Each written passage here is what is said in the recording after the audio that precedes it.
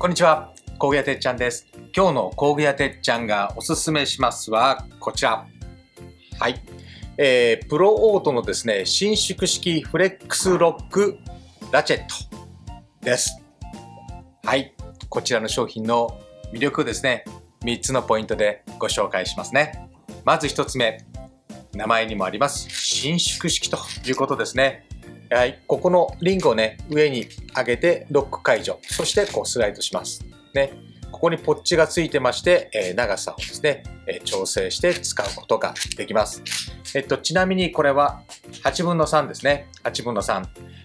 こちらは 255mm。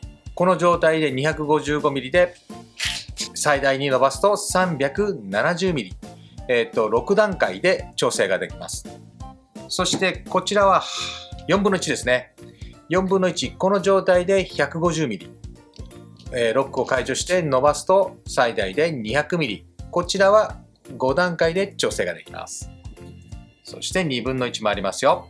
2分の1も、この状態で 290mm。ねそしてロック解除して最大に伸ばして 430mm までね、伸びます。こちらはね、7段階で調整ができます。ね。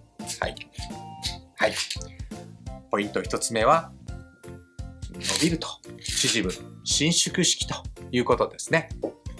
そしてポイント2つ目ですね。はい。もうさっきやってしまいましたけども、フレックスタイプということです。フレックスで180度動いてロックもできるということですね。15段階で、ごめんなさい。15度。15度で12段階調整ができます。ね。ここの爪ね、ここにこう、ロックがかかります。こんな感じでね。はい。15度ずつ12段階、180度動きますというのがポイント2つ目ですね。そしてポイント3つ目ですね。もうこれはラチェットも当たり前ですね。タギア、ね、ギアの音を聞いていただいてわかるかと思います。72ギアということですね。はい、プッシュキャンセル式で72ギアということがポイント3つ目になります。それとですね、こちらにもう一つあります。4分の1の伸縮式フレックスラチェットなんですけども、もう一つここにグリップの色が違うラチェットありますね。はい。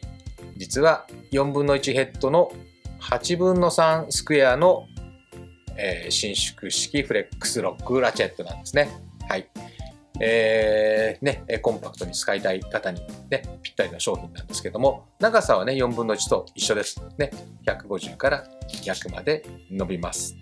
はい。ということでですね、コンパクトにしまえて、伸ばして力強く使える、プロオートの伸縮式フレックスロックラチェット。ね、お店でもね、人気の商品です。ファクトリーギア各店でも在庫がね、ありますので、ぜひお店でチェックしてください。もしなかったら取り寄せはできますんでね、その時はお気軽にスタッフにお申し付けください。はい。ということで、今日の工具屋てっちゃんがおすすめしますは、こちら。